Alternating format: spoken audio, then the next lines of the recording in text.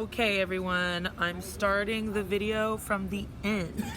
We're out here at the end of our screening. Candy's stretching. So the video, I ran out of storage, but you just missed like the credits at the end. I'll add the links to the healing page, to 88's page, to Richie's page, to Question Culture, Songs from Whole, from everything that you guys can find out what we talked about at the end. But essentially, we were just giving everybody their roses, and we were just saying the answer is do it anyway. So yeah, thanks for joining. I hope you liked the conversation. I think I addressed everything. Mwah. I don't know who I am. Okay.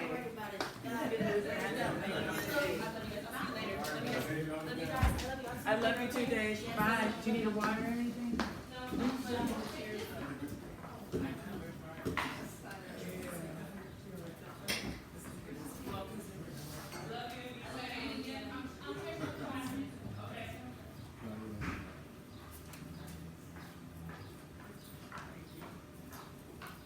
Yay!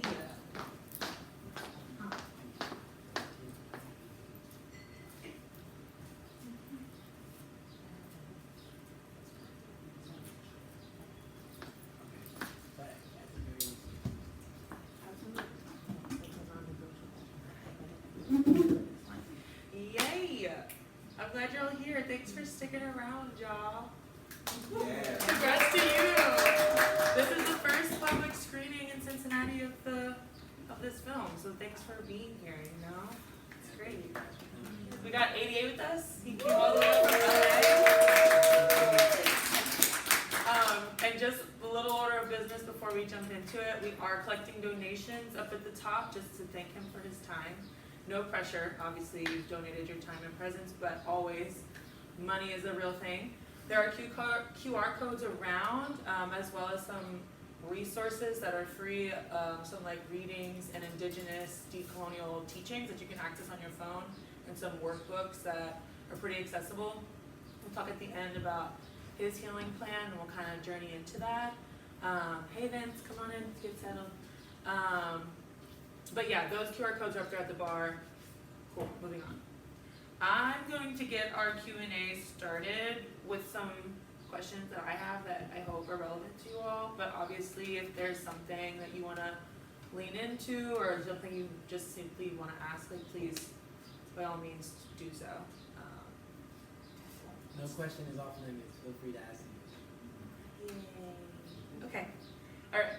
With that being said, I would like to know, just going to jump right in, to what you think justice involves. Like, I know that's kind of wide-reaching, but I'm asking from the position of what did accountability require of you? And so if we could think about that on a larger scale, like what could that even look like? Yeah, thank you for that. Yeah. Thank you guys for having me. I really appreciate it. Thank you for your time and watching my film. I think justice requires the accountability of all involved. It requires, if someone is the perpetrator of harm, like myself, it requires me and us who have caused harm to be accountable about what we have done in the ways that it has impacted culture.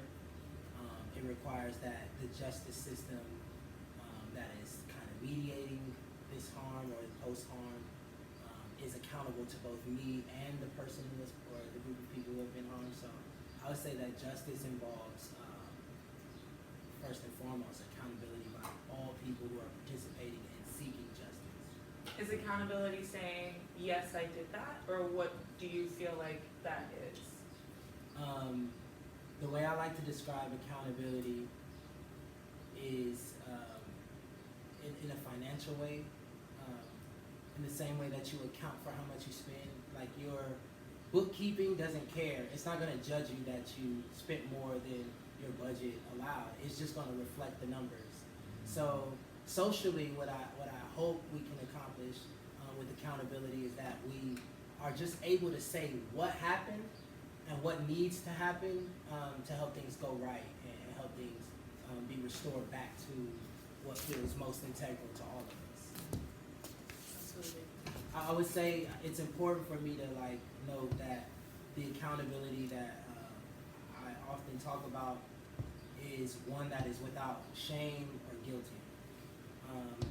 This accountability is asked of all of us, but as we ask each other to be accountable for things we've done, we don't shame each other into being accountable or use the fear of punishment or harm to inspire or evoke accountability at all.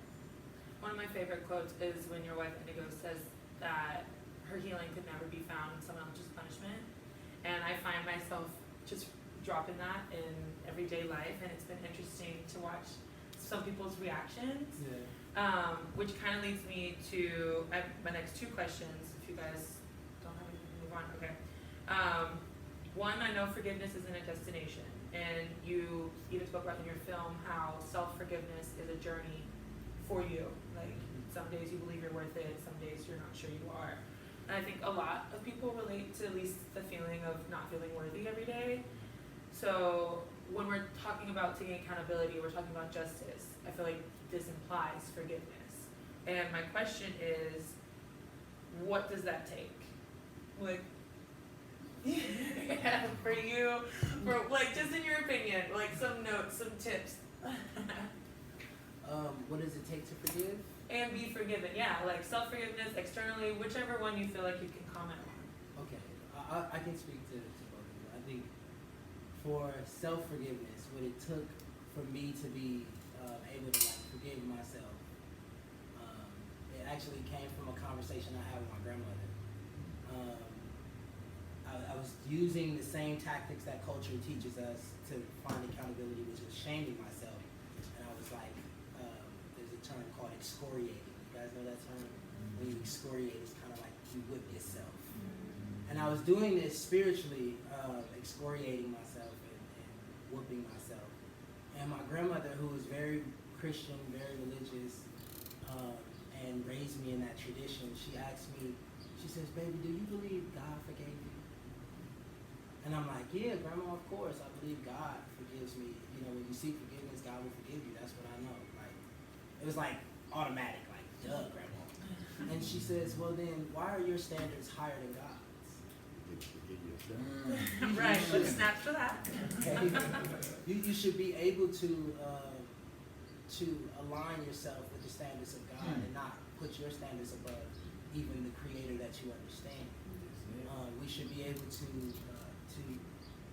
understand that if you believe in a higher power, or you believe that forgiveness is a valuable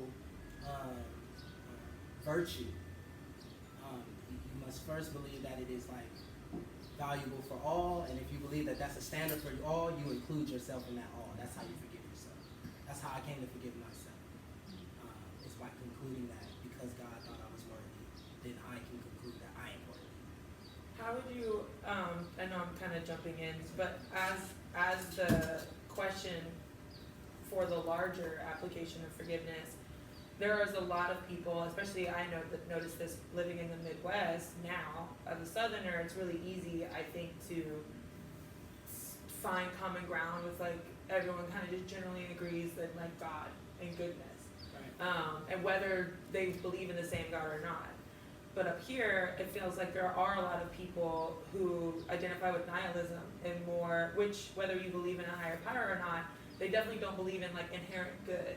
And so I'm noticing this in our younger generation, like generally having apathy and just being like, well, it's already, screwed, so like why try? So when you were saying forgiveness starts with like, first of all, recognizing that you're worth it. There's a lot. How would you speak to someone who is in this position of like, no one's worth it?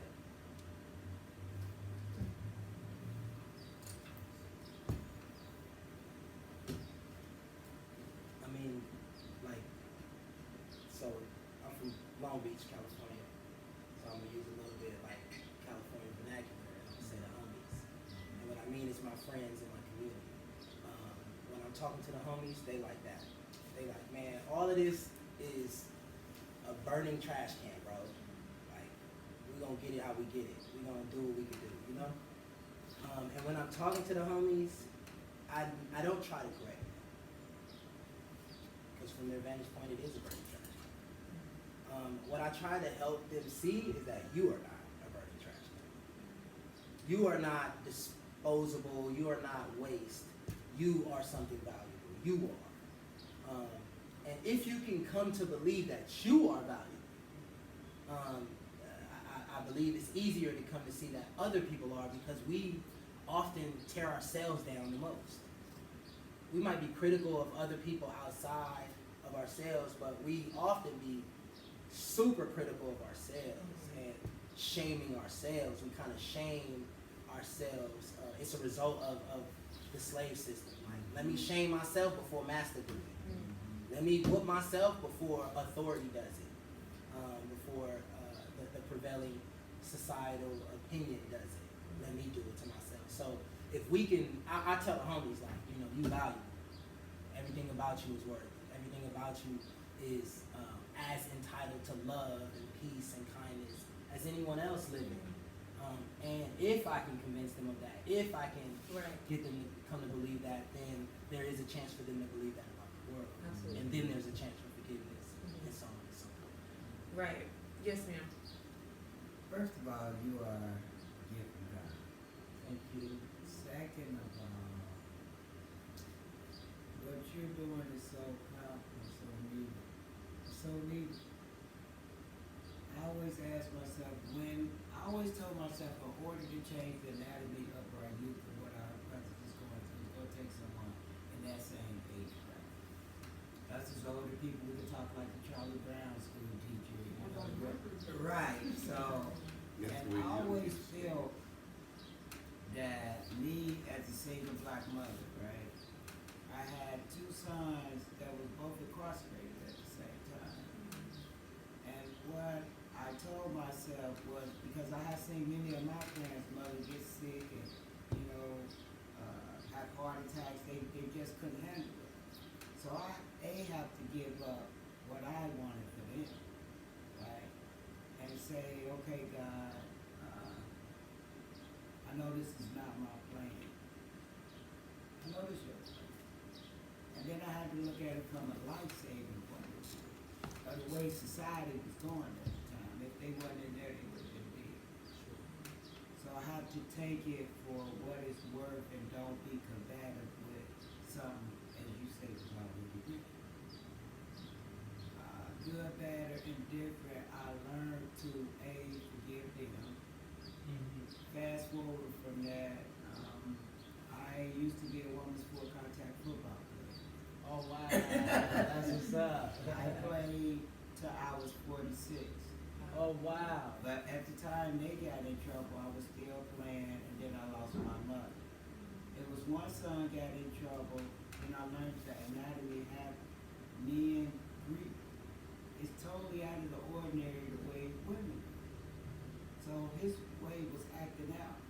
He had never got in trouble, then boom, all of a sudden got in something that he made a mistake. Right. That saying that, I had to forgive him right then and there. Right. Because I was angry for a long time by the choices that they made. Right.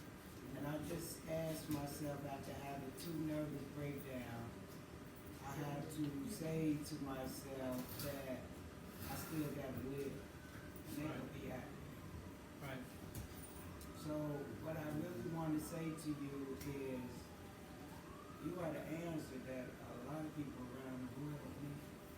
Because we can only translate so much. But hearing that God has gave you this gift. Because they get it from you. They don't hear it from us. We could talk till we blue in the face. And then as a single mother, and they don't have that male figure in their life, it's hard to translate that to the young. Because I can only raise them so much. And I can only do so much. But now I have one of my sons who's incarcerated at 18, is right back in there.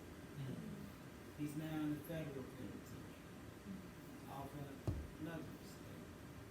Made the dumbest mistake in the world, but I forgave him. I forgive the person that he was in it wrong. And I put it in God's hands. They say they can go give him 24 years. But the God I serve, no different, That's right. right? And the beauty of it is he got 3 years. That's right. And I just took it that he got to go through his testimony. He got to go through it Yeah. to come out with his testimony. The reason that I went out is when you was on this film and you said you knew your purpose. And some of them purpose was community. I do a whole lot of community work. Your host knows I do a lot of community work. But to hear my son say, now, Mom, I know why you do what you do. Right. I know you'll never work again, but you always give time to others and you look at everybody the same. I don't look at a person that's homeless on the street no different than I look at a millionaire. I treat them all with love and compassion because God put us on this earth to help and teach one another, not look down or ashamed of nobody down. So I share. Thank you. Can you tell me your name, sis? My name's Jennifer Foster. This Miss Foster. Jennifer, Nice to meet you. Thank you she's for the sharing leader that. of Avondale. This is the mayor of Avondale, for real, right here, y'all. First, thank you for sharing that with me, and with this room. And I want to say, like,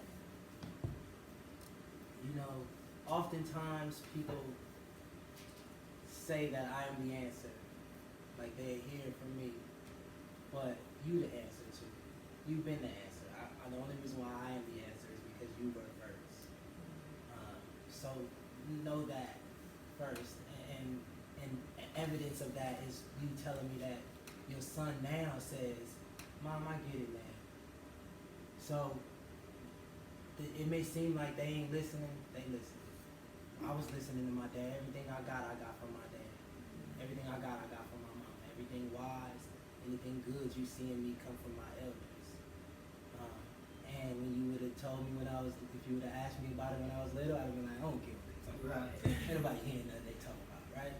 And here it is, I'm only on this stage saying the very things that my father raised me to know. That my mother raised me to know, that my aunts and community aunties raised me to know.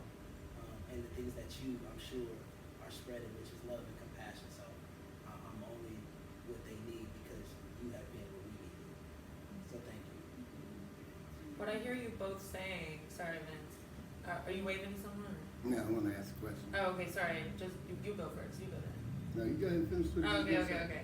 I hear you both speaking on personal choices and community. Like, people are responsible for their own mistakes, but then that now puts responsibility on us on how do we show up to those mistakes, right? And so oftentimes we put our power into something like a state or a system, being like, help me decide what justice looks like, okay, or what healing looks like, or what's the process of undoing this harm, or getting my stolen car or something. But then we've seen through your film and also through your stories too, like it still is always coming back to personal choices. Whether our personal choices to pray to God, you know, as any form of coping, as a form of belief, or to crash out and, you know, take justice in your own hands, whichever. And so my question is policy something we should focus on? You are a community member who I know is active in this. You are someone who has been released due to people who are actively working for your freedom. And also you both see, you know, how slow and have been victims of bad policy. So as these people who are leaders in community, who kind of see on either side of this divide, either side of the cell, I'm wondering how because there's a lot of people like, what do we do? You know, do I just sit around with voting power? Do we all become lawyers? Do we take to the street? You know, and I'm of the belief it's a little bit of everything, but I would love to hear your thoughts on policy. What does change require? If it all comes down to personal choices. I would say as long as we have the system we have, policy and you know, legislation is the way is one of the ways to freedom. If we accept this system. Y'all hear me? I hear the caveat, yes. If we accept the game that has been set before us, because we can write a new constitution, we can do anything we want to do. But if we play the game that is currently afoot, then policy is one of the best ways, legislation is one of the best ways to address needs and address sort of the gaps in community that show up just as a natural result. And policy moves at the speed of culture. Policy moves at the speed of culture. What you're doing in your community, the policy is going to reflect that. So if you are on your everyday basis, when you go to your local coffee shop, your local library, when you just, going to the grocery store, if you are unforgiving in that grocery store line, your policy is going to reflect that unforgiveness. If you don't love yourself, your policy is going to reflect things that don't reflect love for you. If we as a culture and a community don't do it first, then the policy is not going to fix it. Policy moves at the speed of culture, which is why I do cultural work, which is why Question Culture does cultural work. We believe that if I have this screening here first, instead of the White House, this will have a greater impact on Cincinnati than me going to the White House and having this screening in front of all the legislators and policymakers that we all put there. You get what I mean? And it's no shade to them, it's no doing away with them, it's not that a screening with them would be any less important than this one. I just believe I have access to you all. I believe that on an everyday basis, you're going to make a greater impact on your life than anybody in Washington, and for that matter, anybody in Columbus, here in Ohio. Columbus is y'all capital. Yeah, you were right. Come on now. Yeah, come on now, geography.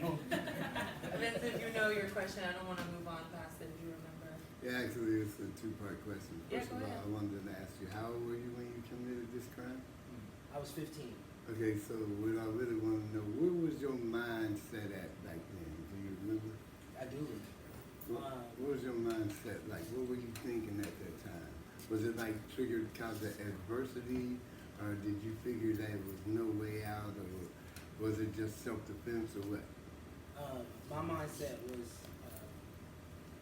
the simplest way to put it was, I believed that dominance was the way to find my value.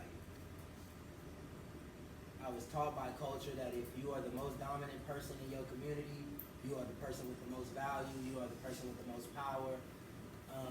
That is what culture teaches us to this day. The person who is the most aggressive and the most violent and the most dominant has the most power and the most value in our society. And so being raised as a regular American, I became very violent and thinking that violence is how you solve your problems. Yeah, I can dig it. I came up in a community like that too. I came up in communities only a mile wide and a mile long, but it had 50,000 people in it. So some people wouldn't even come out in the wintertime. Some people you wouldn't see till the summertime. But if you went certain streets, you better have to know how to fight. Right. Or better have a weapon on you. Right. Because you might be walking down the street as a young kid, you might get raped by a man. Right. So you had to know how to fight. Right. But and my second question was, now that you got a victory from basically, Yah, do you feel that now you have changed and there's a slight chance that if you're pressed, you'll go back to that mindset? No, I'm not pressed. I don't go back to that mindset. I got new problems. Dig it, there you go. It ain't See, there you go. I got new issues. See, but But the mindset, just to, I heard you say Yah, so I'm gonna speak to you in this way. We know that Yahweh requires that we be transformed by the renewing of our mind in order to even be in alignment with God. Right? Right. And so I have no fear that I'm gonna go back to gang banging because my mind has been renewed. Okay, so let me ask you this and I'll be done. So, how hard was it for you to come to the realization that you needed to forgive yourself for you to go forward? Because I struggle with that in my life too. Well, I had to, it happened around like 19 or 20, generally speaking. It happened around then. I was very suicidal. I can dig it. I wanted to, I thought it was a reasonable decision to commit suicide. But I did not. A friend of mine saved my life. And it was after that that I made a decision to live.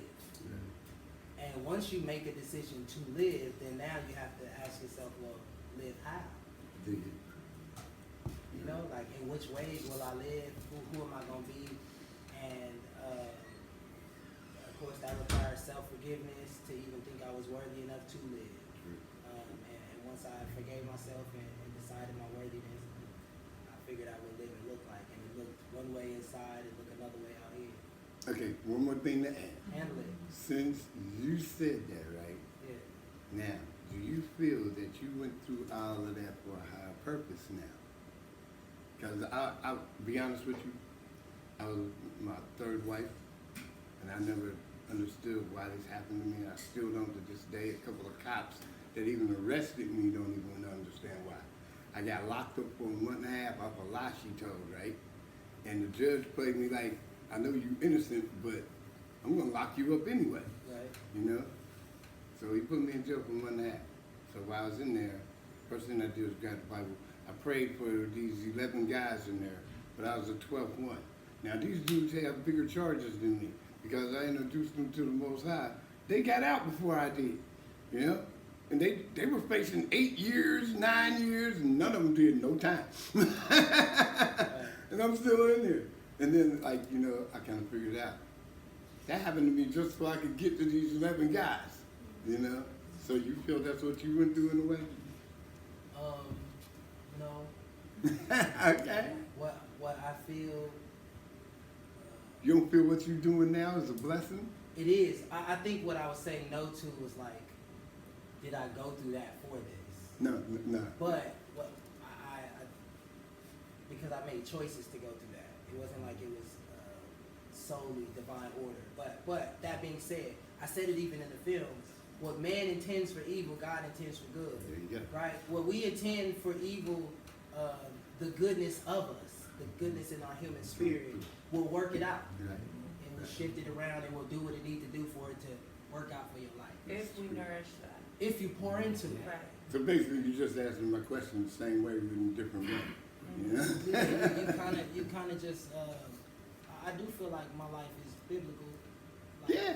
Personally, I feel like that. I don't know if other people would recognize my life in the same way, but what I can say is there's things that Joseph went through that I connect to. There's things There you that go. David went through that I connect There to. you go. There's things that Deborah went through that I Come on connect now. to, and some of the Got great examples. patriarchs. So I think that, in that way, it's a divine purpose. But again, I am not exceptional. I dig it. I am dig it. not, while some might see me as anointed, I am not like better than, I'm not like more called out than anyone else. I don't mean I know, I understand that, and I think like, I like to say that to people Right, but so it's that it can good. become more real about Right, how that's we all good. could live. That's It's not good. like, You got a realistic view yeah, of it's, yourself. the same calling is to all of us to do what is just and communal and collective. Like, Well, brother, I'm proud of you. I Thank wish you you so much. blessings, man. Same Okay, keep on being in the positive roots Thank you because so you are doing good, bro. People do need to hear this. Thank you so Okay? much. People do need to hear that. Believe it or not, bruh, I'm going through the same thing with some of my people. Okay? Mm-hmm. I got a brother that this mug's doing 24 years for a crime he didn't even commit because he was determined he wasn't going to be a snitch. Mhm. You know? Dude that committed the murders walking around free. Mhm. You know? Mhm. You know, I got a niece that's in jail for 5 years, But me turning her on the Most High and getting her to forgive herself, they getting ready to let her out in 2 months. Right. You know? I tell you with no exaggeration, as soon as I forgave Jamal, everything changed. See, there you go. And- Forgiveness is for you. It It really- ain't for everybody else. Right. And let me just say, when harm happens directly out, you don't have to forgive right then and there. You have to be on the process too, though. Yes. If you want to pour into positivity, but you ain't got to. Yes. It's the choice like everything else. And I can say, like, when I make certain choices, certain flowers bloom. When I make other choices, certain weeds bloom. So Oh, yeah. I had to learn what was a weed and what was a flower for me. That's cool, man. That's cool. That's Sounds good, man. What's in you too, but like I said, I hope you keep on doing what you do. Thank you. You know, it's a good thing. I do have some other questions, but I just wanted to, yes, I saw your hand, yeah, and I wanted to know if you still have one. Yes, ma'am, go ahead. Yeah, so the place that you've come to, there's, so Cincinnati has got a pretty robust gun violence problem. We do.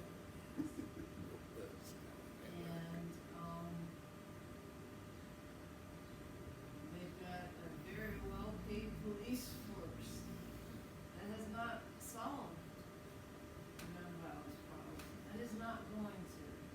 They don't have the community credibility, they don't have the nuance and the subtlety and the ability to do what it would take to do it. They're not going to. It's the racism and the history of Cincinnati, that's not gonna happen.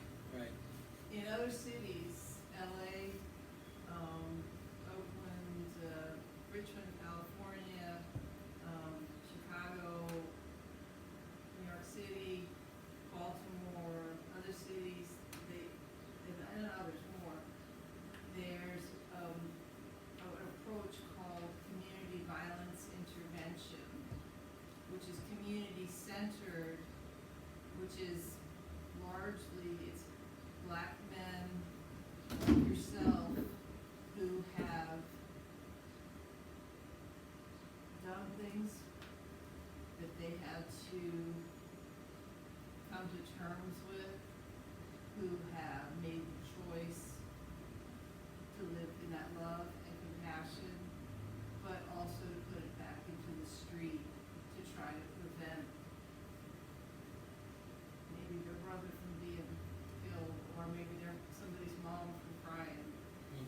And so community violence intervention is this holistic healing that is separated from law enforcement and is about reaching young people of a variety of ages, not always young people, but people who have kind of bought into that whole dominance is essential and necessary and the only way to survive. And we're working to advocate for creating paid positions with benefits, with insurance, with vacation, but I mean and a workforce of folks who have that vision for healing and that commitment to community and that restoration, that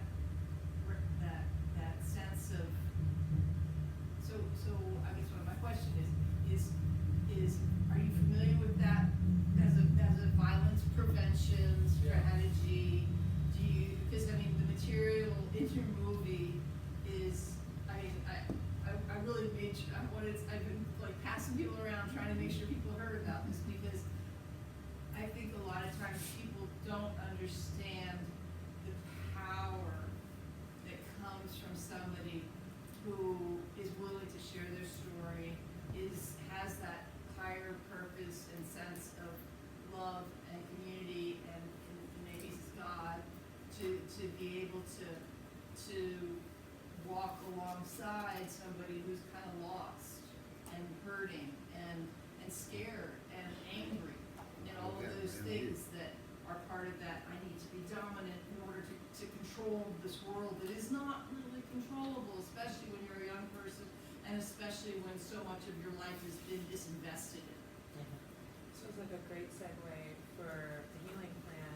And I was gonna your say that. curriculum, Thank even. you. I was Yeah. gonna say that. Yes, I believe in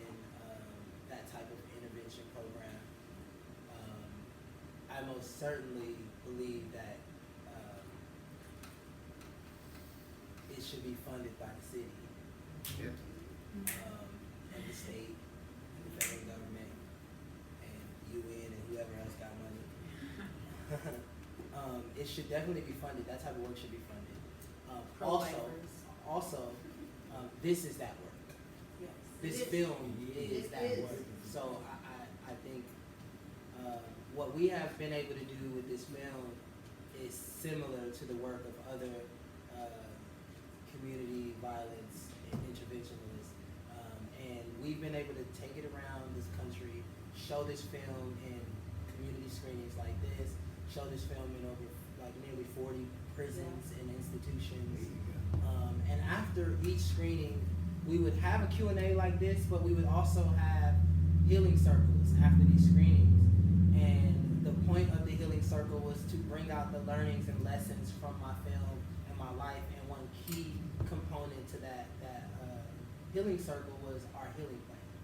So my collaborator and I, Richie Reseda, we wrote a curriculum, and a part of that curriculum is something called a healing plan.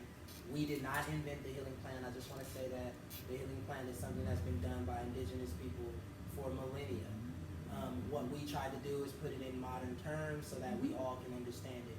Essentially what this healing plan does is it invites you to make commitments in areas of your life, such as your health, physical and mental health, your spiritual part of your life, relationships, learnings and unlearnings. What learnings and unlearnings do you have in your life that you want to commit to? What boundaries do you have in your life that you want to commit to? And then what is like vital to the healing plan is who in your community can you name that will hold you accountable to these commitments? So we ask people to, it's just a piece of paper, and I hope that you all will like check the link out. We'll have a link for you after this Q&A. But after you make that commitment and make those commitments, and you invite those people to hold you accountable, and again, accountable in a way that doesn't involve shame or guilt or punishment or the threat of punishment, but simply invites you to be accountable to who you say you want to be. It's not about me, and I believe that it's how I got here. I made a commitment in areas of my life. I worked out every day. I went to different self-help groups to help my mental health. I prayed, I walked. I have a healing plan now that includes the things that I do for my physical and mental health, and what my spiritual life is, and how I connect to the spirit of other people through music and culture and conversation and connection like that. So yeah, I believe that as much as it's important to get guns off the streets, I think it's important for us to hear who people want to be, like what is the best version of themselves that they want to be. The little homie can have a burner on him. He can have a gun on him when he has this conversation with me. I don't need him to put his gun down to have that conversation. I'm not afraid of him. I'm not afraid of the commitments he's going to make. I'm almost certain the commitments he's going to make is probably not going to reflect the everyday life that he's living, which is why he needs the community aspect to hold him accountable to those commitments, encourage him, support him or her or them to do those things, to be the person that they want to be. And that circles us literally back to how this all starts with personal choices. And I would like to just take a moment to speak on abolition, because that is a cultural practice, and it is an indigenous knowledge. It is an indigenous framework for living. And whether we're speaking about it directly or not, like Black liberation, criminal justice in any way, reform, any of this stuff, it needs to be rooted in abolition, or else we're just repeating the same thing. And so to do that, we have got to re-educate ourselves, right? So again, it comes down to us when we are as well-meaning individuals on the outside, depending on our relationship, all of us in some capacity have experienced the incarceration system, whether we've been in it or know someone who has, but even still, none of our stories are the exact same, but what does that mean though, since we're all in community and we're all trying to build structures together? Sometimes it looks like just coming here and having this conversation. Like, this is a healing moment, whether it's massive or not. And I think sometimes, especially with like media sensationalization, and this is what I think you're speaking on when you're saying you're not extraordinary, right? It was like, these healing moments don't have to be like, and then everything changed, and the moment he forgave him, he was free, and it was perfect, and he gave $3 million, and all his problems are gone, right? Because even still, like you said, he has new problems now, right? And we've spoken about how we have to keep our healing plans updated. I am someone with 3 toolboxes full of coping skills, and there are still days that I've used all of them, and none of them worked, but it still was a good day in the sense of like, it's a day that happened and existed. So I think something that I hope we all carry from in this is knowing like, sometimes the healing and the work is just like reading 3 more articles about something you don't know, or just smiling at a person on a bus, or just taking 3 breaths before you cuss someone out, or just like journaling and cussing them out in your journal and being really honest about how you feel. And I think that's the healing plan, is in a nutshell, it's like showing up to the fullness of yourself and trying to make more space for that, because then that helps us, like you said, if I care for me, my sister also just said this too, if I care for me, I can care for you. And if you can care for you, then we can care for them. And if we all are caring for each other, then we can care about everybody else that we don't know, you know? And only then can we do that if we created this space in ourselves. And so, yes ma'am, Miss Jennifer. Grace, absolutely. Grace. That's what we're talking Everyone, about. Grace. I mean, I think Yes. this world is constantly moving, and I don't think people give us enough grace. Absolutely. Because once you give grace, one thing I have noticed that, I'll give you a prime example. My great nephew came to my house this morning. He was so frustrated that his baby mom, they got into it. She told her she couldn't see the child. He's a good dad. So now I have to, A, let him express himself. B, let him know it's okay to shed tears, doesn't hurt. Because we ourselves as women have added trauma on top of trauma and say, don't you cry. Right. Suck it up. And I had to apologize to my sons for making that same mistake, right? And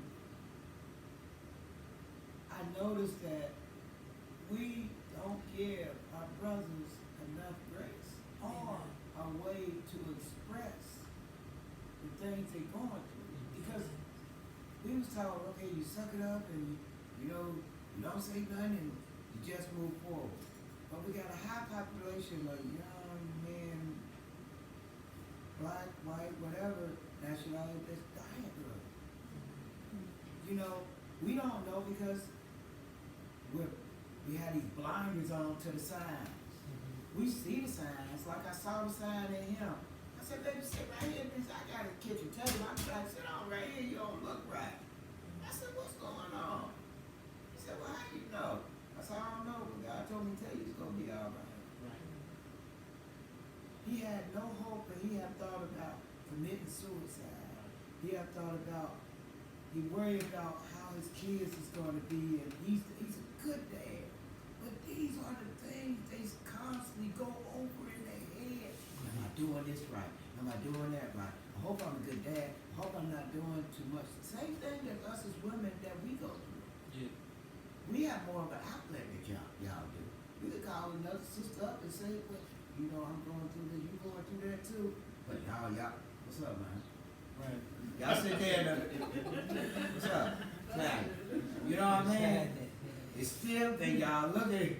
Now, I sit with guys and what I do, I come to the group, once I say to them, y'all know I used to be a women's football player. Now they looking and they smiling and I can have a conversation. Yeah. But before that, I can't relate. Right. Right. But we have to give them praise. Yeah. They want to speak. They want to, even those who have gotten in trouble, they're powerful messengers. a whiner on the corner. He a powerful messenger to me. Yeah. I show him the same love because I'm boots on the ground 24/7. I don't drive. I'm either on the ground or in the lift or in the air. One of the three. But I make it there. God made sure that I didn't drive because he said, I'm the driver, you just sit in the passenger seat. I get it. I get it now. I truly get it.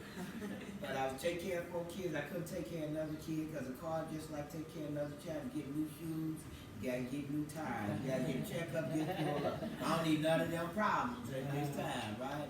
But we have to learn to give grace.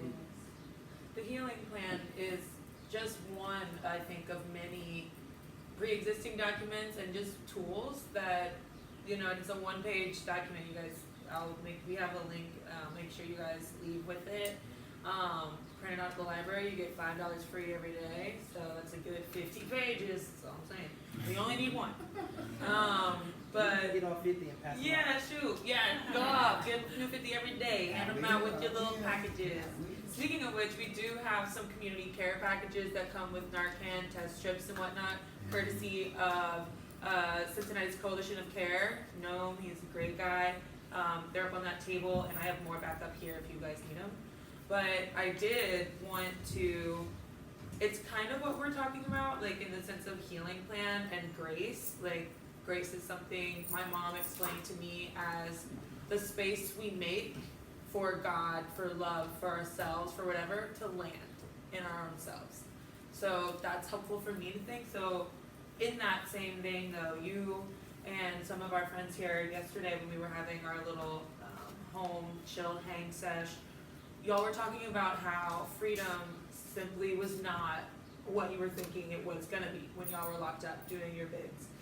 And how inside your imagination was everything. You could imagine anything and you felt like it was gonna be true, right? And in a lot of ways, your dreams did come true, right? I mean, but you've also and it's nothing like what you thought. Right. So in that vein, my question is it's 2 parts. What can we tell from your perspective, tell people who are doing long-term bids right now, or who are fresh out? What can we tell them? And then also, what would you tell us as people who are receiving our loved ones or receiving our community members who have been out even up to 5 years, 10 years? What can we do to open that grace, make that space? That's 2 parts, so I understand if you need to sit and think about it. I'm with you. Thank you. Yeah. I think if you have a loved one who is incarcerated, if you know somebody who is incarcerated, first thing you tell them, very first thing you guys tell them is that what is happening to you is wrong. You being incarcerated is wrong. That is not how we should respond to your call for help in your act of harm. What is happening to you is wrong. That's the first thing you should tell your incarcerated loved one. And then after that, tell them ways that they can be accountable. If you are receiving someone home, like when your loved one comes home, pour into them all the things you thought about doing. All the love you thought about giving them, give it to them. They're gonna act like they don't want it, we want it. We wanna feel it, we wanna experience it. And make space for them to just be. It's really hard to discover yourself in front of everybody. And when everybody ain't got a movie on Netflix. Everybody ain't got that. I do. So I don't mean to say in front of everybody just because I have a film on Netflix. I mean in front of everybody because I was gone for nearly 20 years in hundreds of people's lives. So when I arrive back, I'm arriving back in front of everybody. So give them space enough to discover who they are, even if it's uncomfortable for you and it ain't who you think who you might want them to be. Let them be free. Yeah, back up. Yeah. I want to know more about how it was like readjusting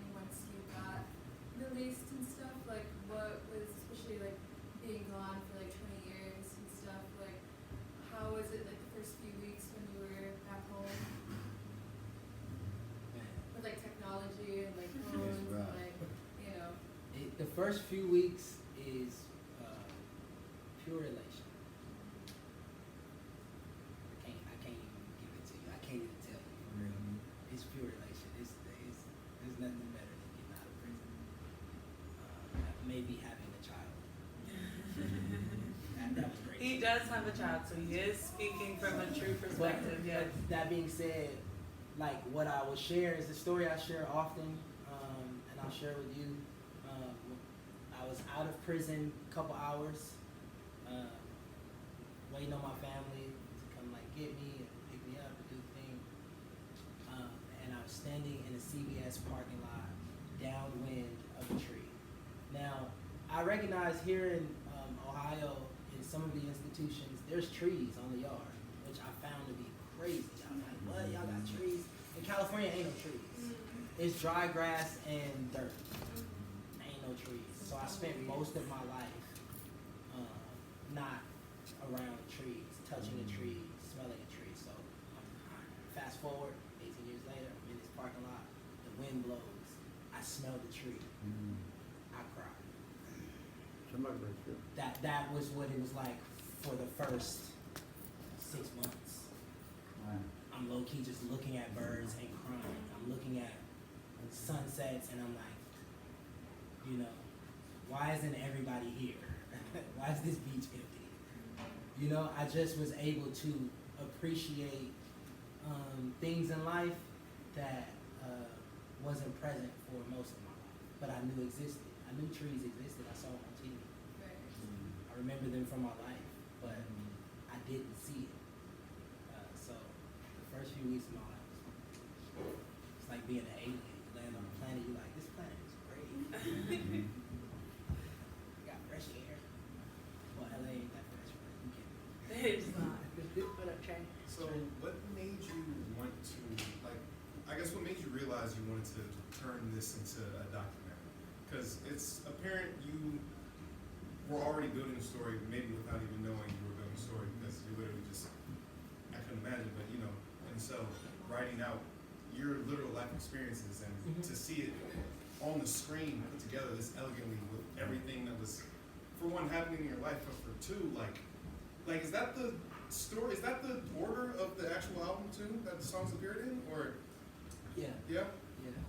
It's crazy. It's I don't know Apple insane. Music. He's got it on. Wait, what's the All one I streaming bought it plat- on? The one that it's not Even? titled. Even? Is it even? Right on even? Yeah, I bought it. think so. Yeah. Everyone, screw all the other ones. Even. Even.biz. Yeah, because the money goes directly to him, and then you can keep it right on your phone, play it everywhere. Yes. Okay. Sorry. Thank you, sir. Keep going. Well, When did it become a film for me is your question? yeah, like when did you figure out this is how I want to present this story?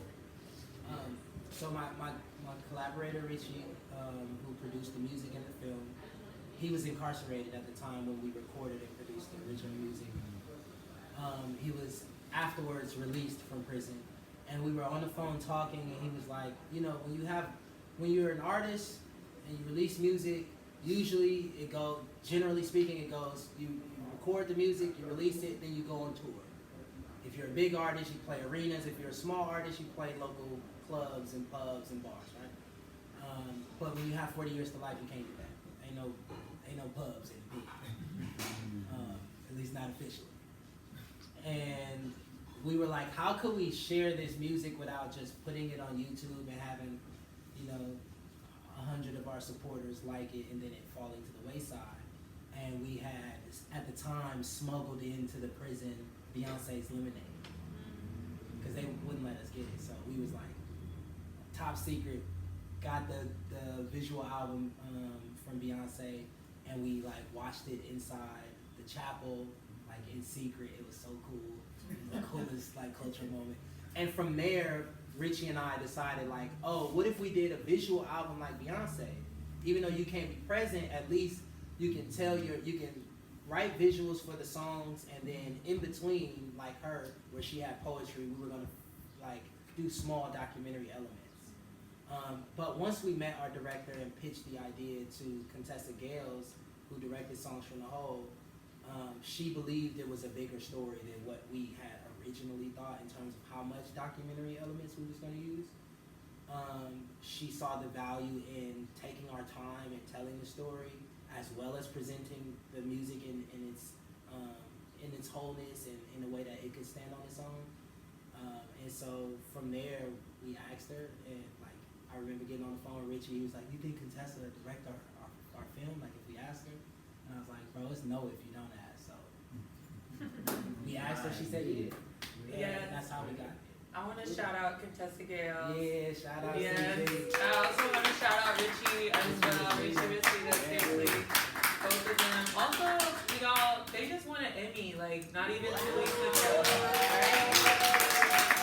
Grammy nominated, like, this is exciting. Contessa does have some other films that are phenomenal. I don't think they're on Netflix, though. I believe they're like not on Netflix, but they're on other like platforms Yeah. like Peacock and Zemu and things like that. A little more On BET and stuff like that. accessible, yeah. But definitely check out her work. I just wanted to take a moment to shout out their good work because seriously, amazing people. Yeah. Question culture as a whole is wonderful, Yeah, a wonderful shout out QC. collaborative. Yeah, seriously. Mm-hmm. I had one more question, but yeah, go ahead. I just have like a quick question, kind of going to the like artist thing at all. I'm curious about like authenticity, living your authentic self, and kind of in the documentary there's like something you say in one of your songs about like some of these rappers they turn it on for 3 minutes and then they turn it off, and then I'm just wondering, especially in context of the prison system, which is such a kind of pre-designed to steal that authenticity from you, like how did you protect that in yourself and also find that in yourself as an artist, as a man? Like, I know this might just tether back to like the healing process as well, but I'm curious because what shines through a lot is that kind of authentic voice in your music and kind of in your poetry and the way that you present yourself now. There's a real groundedness to it, and it's coming from a source that feels fake intentionally by the government to kind of weed that out. So I'm just curious how you protected that this whole time and found that in it. I ain't protected. That wasn't me protecting. Whatever you see, it's not me. It's God. I'm not preachy. I promise you, I'm not preachy. I'm just telling you what happened to me. I did not protect it. My community did. My dad, I say something in the film. My dad said, "Share your gifts. Share your joy. If you become people's joy, people will protect their joy." People gonna protect their joy. You protect your favorite show. When you was a kid and your sibling or your older cousin come in and you watching that cartoon and they come reach for that remote, you be like, "Hold on." Protect your joy. And my community protected me. And they gave me space they gave me enough protection that I could be authentic enough. Is that next? Right. That seed planting is so important. You take a person's don't hear it, and they might not hear it at that moment. I give you a prime example. I was just at somewhere planting some flowers at Avondale Community Council, and this man, he walked up to me. He said, "Miss J, Miss J." I'm trying to remember, because keep in mind I played football, so I got concussions, right now, and I'm trying to figure out who's this baby. And I remember once he got close, I said, "Oh, I remember him. That's the man that used to ride a bike with 3 kids on one bike, taking them to school. And every day I saw it, I used to tell him I was proud of him and stay in there because something great is going to happen to you." Now, I say something, but I forget time. And he said, I said this 6 years ago. Wow. Fast forward, he saw me, he said, "I could never forget you." I said, "Why you can't forget me?" He said, "Because you was the only thing that kept me alive." And I said, he said, "When nobody else was in my corner," he said, "only thing I had to do was see your smile and see you. I knew everything was going to be all right." Now he had moved forward. He don't live in Cincinnati no more. He's an HVAC tech, got a house. No. I mean, everything. I think we really don't really understand seed planting. Right. We don't, because we ain't planting seeds though. Both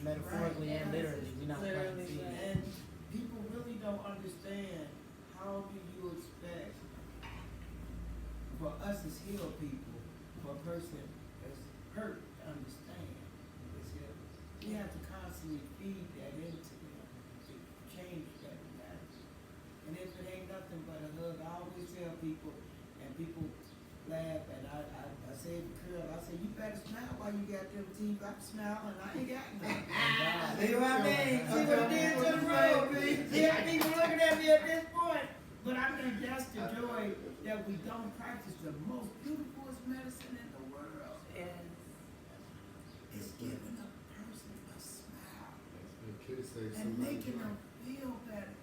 He have gave us the gift to do so many powerful things, and we put it on monetary things. You still take it for granted. I'd Yes, also ma'am. say to acknowledge when someone has planted a seed on you, and not be that hard surface where it's gonna run off. We gotta nurture it. So just pulling in here, I was gonna have to parallel park. This car pulled up behind me, I'm like, wait, go on. And she wouldn't move. It was, oh my God, I got a parallel park in public and people walking. And I actually somehow sailed in easily. And then she pulled up next to me and said, we have time. We all gotta be patient. Don't worry. And it was like, oh, she gave me a gift. She wasn't just like making me feel uncomfortable that I'd have to parallel park in public. But that was a little seed. Her gift was like, I got time for you. Don't worry. Right. Maybe No, you like it was like, oh, that made my day. Made my whole week. I'm just holding on to that. Yes. So acknowledging. Who those knows, maybe you'll be like, moments you'll of give time for moments. someone else too, like maybe. Okay, y'all. So as you can see, it cut out at the end when we were wrapping up, but he wrapped up by saying essentially, you know, maybe you could pay that patience forward. And at the end of it all, it really does come down, like we were, you know, deliberating, to our daily choices. All we have is how we treat each other, and it all starts and ends with showing up. And yeah, so I hope that was useful. I hope you guys check out the links that I will put in the description. I will turn on the subtitles. I hope everything was clear. Obviously, there are some mistakes with the human hand, but thank you for grace. Thanks for sticking it out with me.